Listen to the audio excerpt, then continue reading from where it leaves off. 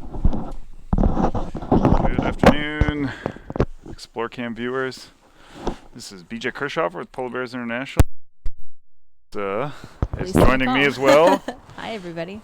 And we are here on a rainy day on the Buggy One. It's been kind of a wacky weather day the last 2 days, huh? It has. We've never really seen rain like this before at this time of year. It is completely bizarre. At least it looks a little bit whiter than it did yesterday, but it's still brown and wet. Last night, going to bed, just rain on the rooftop of the buggy, dripping in the buggy. It's unbelievable. Yeah, the buggies were more built for snow and not for rain. Mm-hmm. So I had to put some towels around to soak up some of the drops. And unfortunately, one of our passengers here who will be chatting with Julian Reed, a bunch of her bags got soaked because they were sitting on the floor and some water came in through the floor. So Not good. Luckily, we have a stove and could put stuff up high and dry it out, but still, global climate change is going to weird stuff. affect the buggies as well as the bears. Yeah, already the trail. Yeah. We had a big jump this morning while we were heading back ahead, but pretty gnarly. At this time of year, things are usually a little bit smoother. You know we're going to be really in trouble when you see a window air conditioner sticking outside the buggy. I mean, it's hot. Back up, but at least stay below zero. So let's hope that is what we see happen. A while. And they're not eating much, so we're on a sleepy bear right now. We are. Cam, you kind of see him. I might actually, we might roll. Do this a lot this time of year, just kind of hunker down and sleep, because of course they're conserving energy. They haven't had a good meal of seal for many months now. That's what they need to survive: seal fat, marine blubber. And of course we don't find that on land. We find a lot of foods that are more suited to terrestrial animals, which polar bears are not. They are a marine animal. And this is kind of just like if we were to come find you in a grocery store one day. We couldn't assume that you live there. It's the same with polar bears. They're on land right now because they have to be, but they want to be out on that sea ice. We have Meg helping us here on the buggy. Thanks, She's driving the camera. Doing great. This is great. It's kind of camera driving training here. So thanks, Meg, for your help on that. Yeah. So we have a bunch of guests on board Buggy One, which we often do for those of you that tune in regularly. So each week when we're up here, we have different guests and we talk to you about all sorts of different subjects. So at the end of the chat, BJ and I will kind of wrap up a little bit. But right now, I'd like to introduce you to a couple of our guests. Julian Reed and then Kyle Shep. But we'll start with Julene. Julene has been with Polar Bears International, helping on our Education Advisory Council and leading the Tundra Connections Way for many, many years now, and has been up to Churchill many times. And Julene has really opened a lot of educational doors for Polar Bears International and allowed us to have some wonderful partners and get the reach that we do, reaching tens of thousands of students every single year. And so, Julene, I was hoping you could talk a little bit about why you think it's important, why you work with us at all, and then what kind of tools are out there, and why this educational piece is so important for polar bears. Sure, Lisa, I'm glad to. And so it is so wonderful being up here every year and seeing the polar bears. I love animals. I love the environment. And so it fits in really perfectly with my passions. And then I get to help with the educational technology piece of it, which is the other side of my brain and the passion that's on that side of the brain. And when the two come together, the environmental issues and interests and animal interests come together with education and technology, is when I'm really excited and motivated to do a lot. So we're out here and we're able to show directly what's happening in regard to climate change and the tundra and how to fix the polar bears.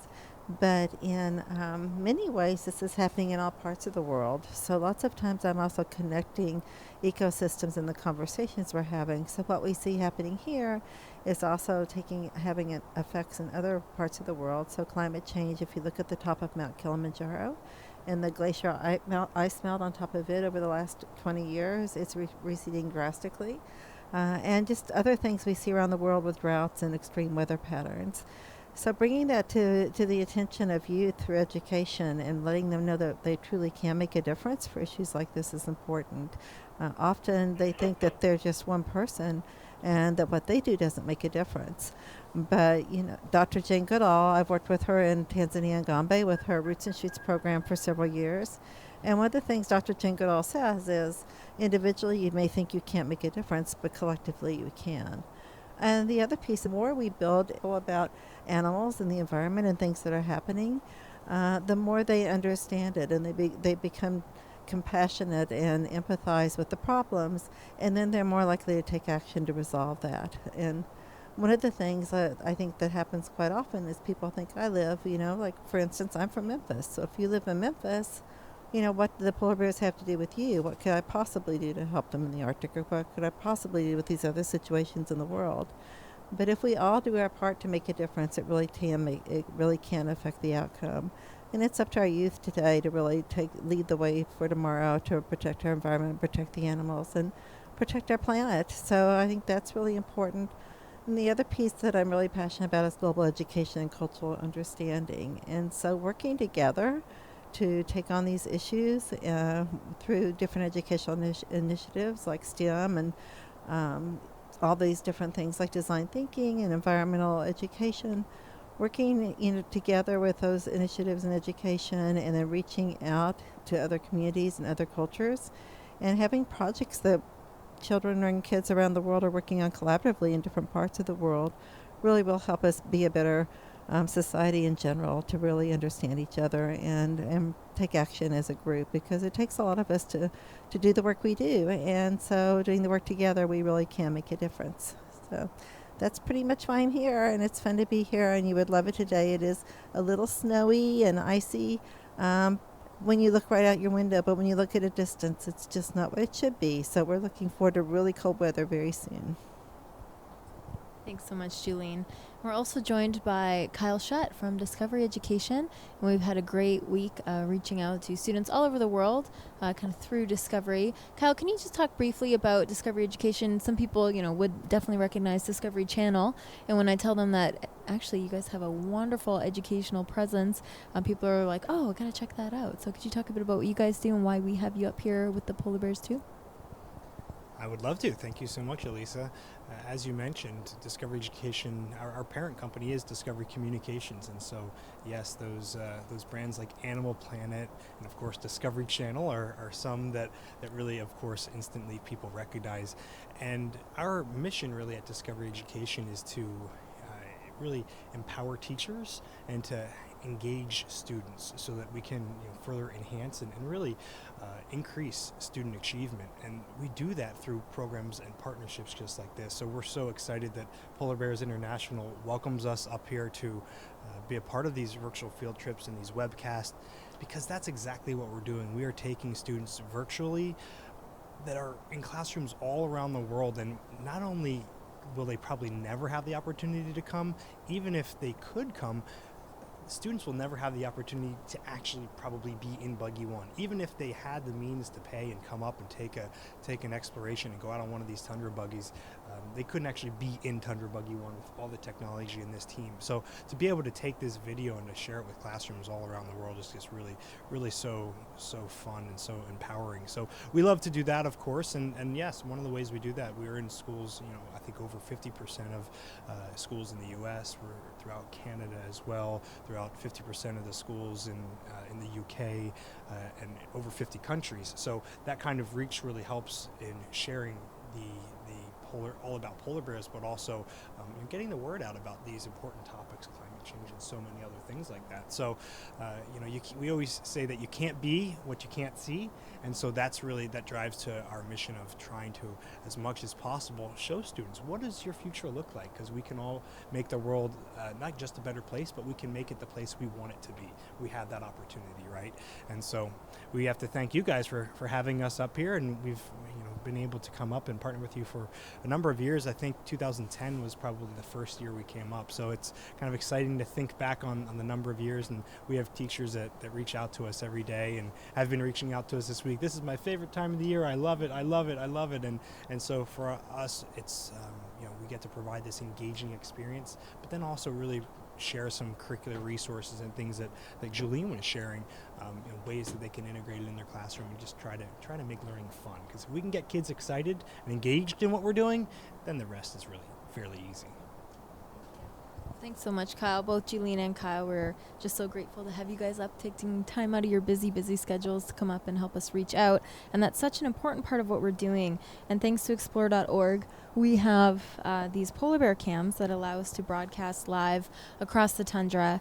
We have 5 cams set up across this area so you can watch the polar bears throughout their migration. And it's really amazing that we can bring that sort of thing into your homes and let you see what's happening right now when it's happening. And it's really interesting. And I was reading such an interesting thread this morning on the cam chat about how, you know, a lot of the cams that Explore have they're just so much fun. The Great Dane cam, the kitten cam, the Cat My Bear cam, it's just all good stuff all the time. And the polar bear cam, we think it's wonderful and great stuff too, but there is definitely an element of more urgency to this cam sometimes. And I think over the last couple of days we saw that. We saw that it was brown, it was wet. The bears are, you know, nowhere quite near eating their next meal yet. They will be, we're sure, sometime soon, but it's going to be a late year, and I think that tugs on the heartstrings of people and really makes people realize, like, hey, this is not great. But the important thing, I think, is to not despair, but to realize that this is real. We talk about it, but I think to see signs visually that things are changing in certain parts of the world really hits home. We know they're changing because we have this long-term data. We know it used to be different here, and that's why it matters now that we can work together.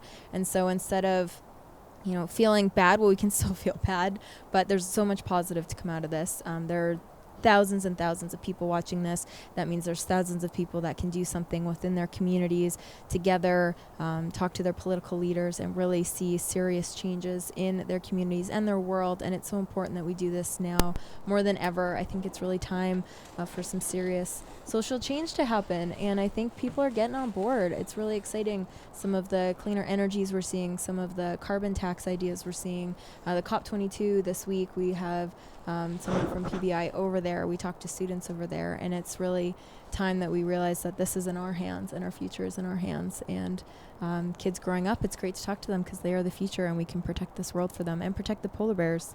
It's all really, really important stuff. And we do have, we're going to circle back to that because we have some great, we've got some great questions. And Julian, you get a shout out from Leanne Doherty. Yay! Well, thanks for the shout out. We've got some really neat questions coming in, and a lot of them have short and sweet answers. Which country has the most polar bears? That would be Canada. Canada has about 2/3 of the world's polar bears. The other countries biased, that have, Lisa. I am biased, the Canadian.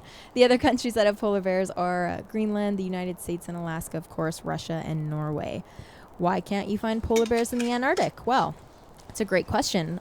These bears evolved from brown bears, which are in the northern hemisphere, and it's kind of as simple as that. But one neat fact for you is that Arctic is derived from Arctos, which means bear, and Antarctic means no bear. So it's actually right in the title, right there, that there's bears and no bears. We did give a talk last night. Yeah. I think it was last night. We've given lots of talks out here on the Tender Buggy Lodge, and a guy came up to me the other night and said, why can't we just release polar bears in the Antarctic? Yeah. It'd save a few of them maybe for a short while, but the penguins would be wiped out in a matter of a short time, I think. What was your line? Penguins International wouldn't be very happy with Yeah, us. That was BJ's joke. Yeah, he laughed. Yeah, that was pretty neat. It's cool because the seals, of course, in the north and southern hemispheres have such different strategies because of in the north, the seals here know that there are predators above land, and in the south, the predators are below water. So if we put those poor, naive southern seals, in a situation where they had an on-land predator, that might be, and penguins, that might not be so good for the Antarctic. Interesting little thought experiment, though, for sure. Mm-hmm. Yep. Another question. So someone's asking, this is the starving male bear, correct? This bear we're on right now looks fairly normal for this time of year, maybe on the thin side. We wouldn't call him starving at this point. Polar bears do lose up to about 1 kilogram of body fat a day when they are on land, when they're fasting. And if fasting goes for too long, it can turn into starving, just like with any mammal. And that's why we need to make sure that the freeze up of the sea ice isn't too delayed in this region. The sea ice already freezes up later than it used to and melts earlier. So polar bears are spending more time on land than they used to several decades ago. And we know that we can reverse that trend. We have a cool question, Beach. I'm going to pass this to you maybe, and we also have people that can answer this in the buggy. Could we relocate some polar bears to Sweden or Norway where they are much more protected? Well, there are not polar bears in Sweden, but what about Norway? BJ actually does a bit of work in Norway on polar bears.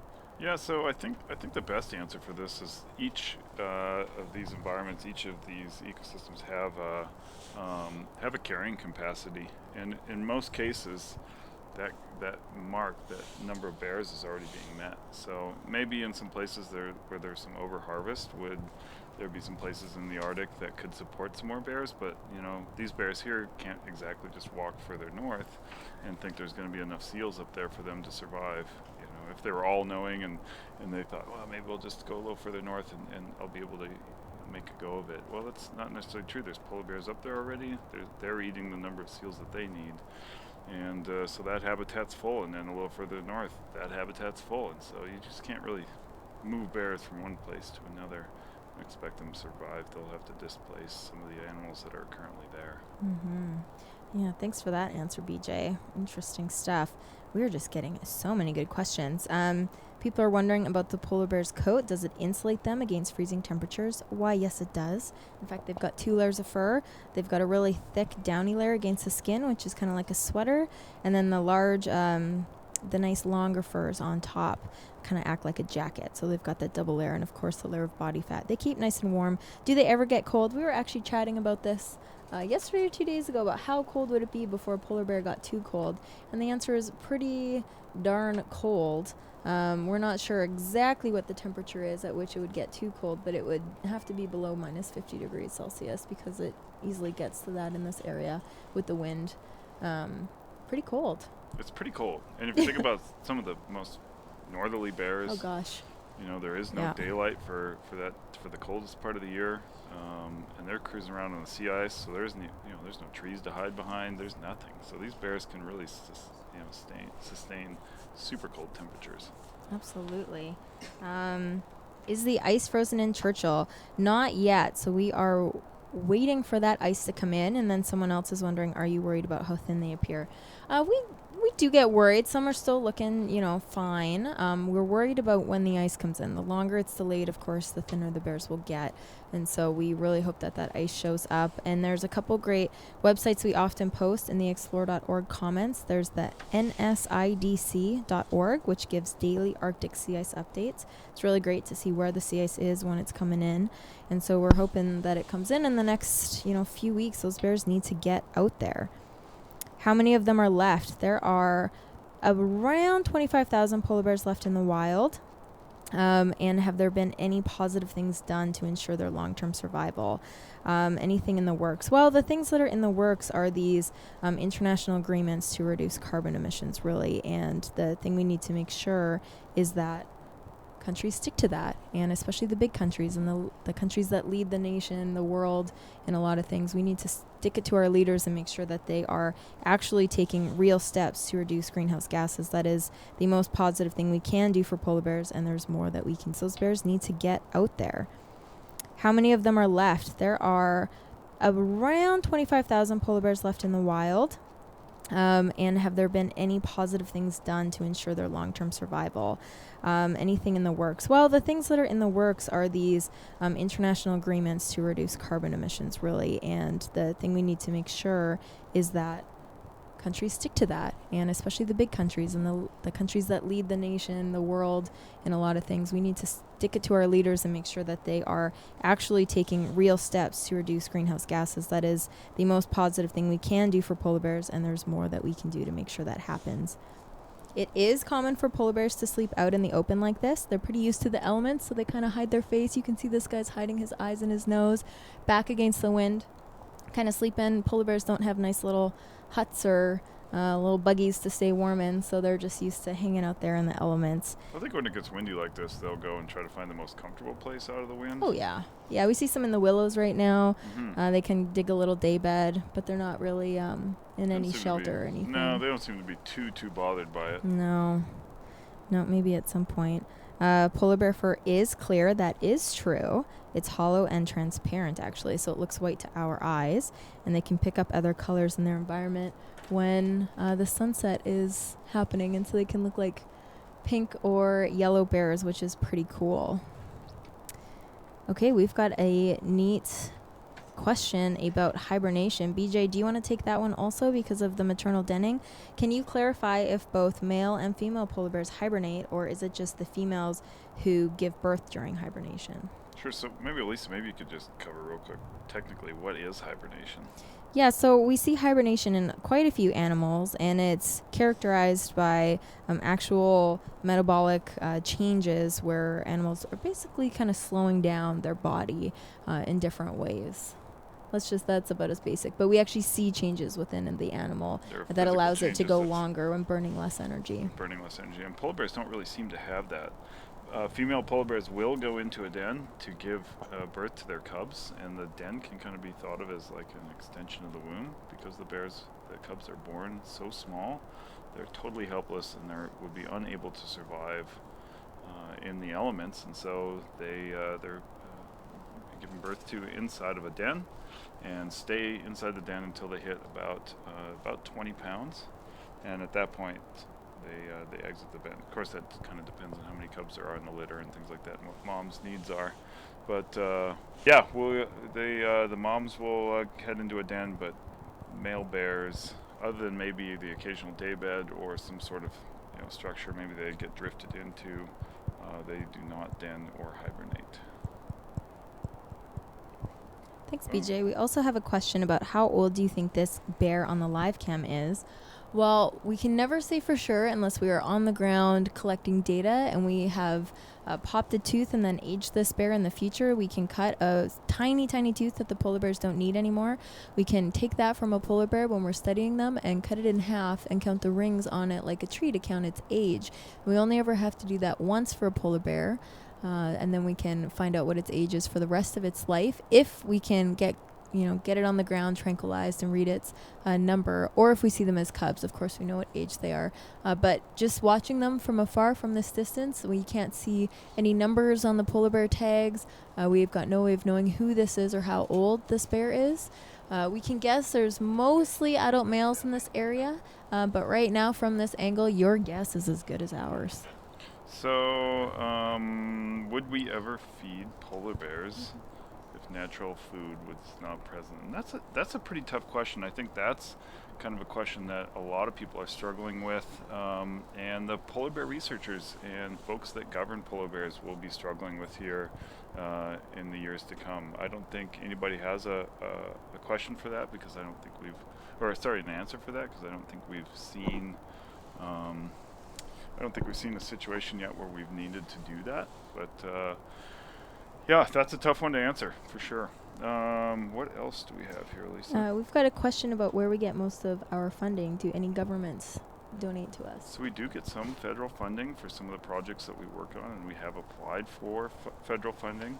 Our funding, we get about a third of our funding from individuals that donate to Polar Bears International. We get about a third of our funding from grants, and then we have a third of our funding from corporate sponsors. And so that could range from anything from jacket manufacturers. Canada Goose is a big sponsor of Polar Bears International. We also have a lot of other supporters, and we have some smaller organizations too, kind of looking after us, zoos and aquariums and things like that. So a lot of good supporters. Yeah, thanks for that, BJ. And I saw someone asking earlier about Christmas presents for people. We do have different adoption packages that you can get anytime on our website, and they're super cute. You can get a twin cubs package or polar bear and seal, which is my personal favorite, and the money towards those adoptions goes right to us and our programs and our research. And there's also other ways that you can support PBI or donate on there if that's something you're interested in, especially over the coming holiday season. So thanks so much for checking that out. So we have time for a few more questions. We got I'm getting a shout out here, Lisa. You see that? Jane Jacobson? Yeah, Jane Jacobson shouting out to BJ. From Winnipeg. Awesome. All right, we've just got a ton of questions, so I'm going to try to get through a few quickly here before we have to sign out, thank you so much, everyone, for sending these in. That's just awesome. What year was the highest population of polar bears? We don't really know because it's only been in the last couple decades that we've been able to get any sort of estimates about global populations. We know that the populations did take a dive about mid-century because of overharvest. But then all these groups got together, researchers, northern people worked together to bring the polar bears back up to a level and got more strict about hunting. And so they're more controlled now, and we have a better idea of how many polar bears are out there. But still, a lot of things we don't know in certain areas about polar bears. But again, our guess is about 25,000 polar bears.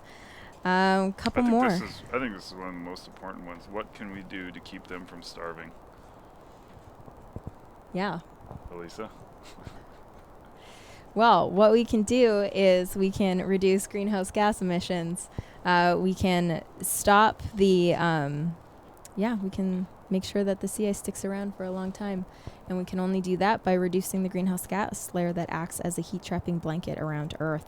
And so again, that is talking to your officials, talking to your politicians, doing things in your own communities and getting involved. Whether you're in a classroom or a university, if you're a student, a teacher, an average adult, just trying to get by day to day, there are things we can do to make sure that we have a good future for ourselves and for polar bears. And it's really the sea ice at the end of the day. That is their home. That's what they need to survive. That's where they find their food. And that's what we need to do for polar bears, and these polar bears especially. Yeah, and if we help the polar bears, we ultimately are going to help ourselves. I think looking at the news, constantly there are articles about dirty air, what pollution is doing to people as well. And so, we can clean things up for polar bears, but we can clean things up for humans as well. Oh, thanks, BJ. Has there ever been a different colored polar bear? Well, we've had, what we have seen is a growler bear, so a grizzly polar bear cross. Those are rare. They're not spotted too often, but who was it that was saying, was it you? In Germany, they're called mocha bears? In Denmark, they're called mocha bears. I thought that was pretty, that's a nice name for them. Yeah, we don't see them here as far as we know. All we get is the clear polar bears. Do moms and dads mate for life? No, they don't. In fact, they're quite fickle. And they meet once and may never meet again. So the females have the full charge of the cubs. Yeah, well, thank you, everyone, for all these questions. We're not going to be able to get through all of them. There's tons of questions piling in. It's awesome. Tons. And how close does one get to a polar bear? Well, this is, let me tell you, watching the explore.org cams is about as close as one can get. We are pretty darn close. How far away is this one right now? I don't know, like 8 feet, maybe. Pretty close, but luckily we're safe and protected from the polar bear, and it's protected from us, and so we're able to view them naturally and bring them to you wherever you are in the world and wherever you are viewing from. So thank you so much for joining us today. We really need to thank Frontiers North Adventures, who donates Buggy One to us. It's just incredible to be able to come out here and do this all the time and bring guests up. And thank you, of course, to explore.org. Without them, these cams just would not be possible. What an amazing opportunity to bring you what's really happening in the land of the polar bears. And we are going to still be streaming the cams for the next few weeks. So please don't go anywhere. We'll continue answering questions, keeping an eye on the weather and the day-to-day and what the polar bears are doing and when they can get out of here. And BJ's going to be around for a while. For another week or so here with the polar bears. We had a little tech hiccup today, so the lodge cams may not be functioning real well right now, but our goal is to get them up and running again tomorrow. Have to go back to town, though, to get a part. So yeah, but luckily we have them there. Yeah, that's a good thing. There, it just takes a little while to go there. When you're going, how fast did we go out here? Like a mile. 3. Yeah, it takes a while. Kilometers an hour or miles an hour, you're going pretty slow. You're going pretty slow. Yeah. A polar bear could outrun us really. Easily. Pretty easily. Yeah. Yeah, good thing they don't really bother with tundra buggies. No. So thanks again, everybody. And yeah, if you're wanting to help the polar bears, a good place to look is the polarbearsinternational.org website. You can find toolkits, ways to get involved in your community, ways to take action, ways to support us. And if you want to learn more about what we do educationally or with research, check out the website. And we'd love to hear from you. So thanks so much. We'll be chatting with you soon. Bye.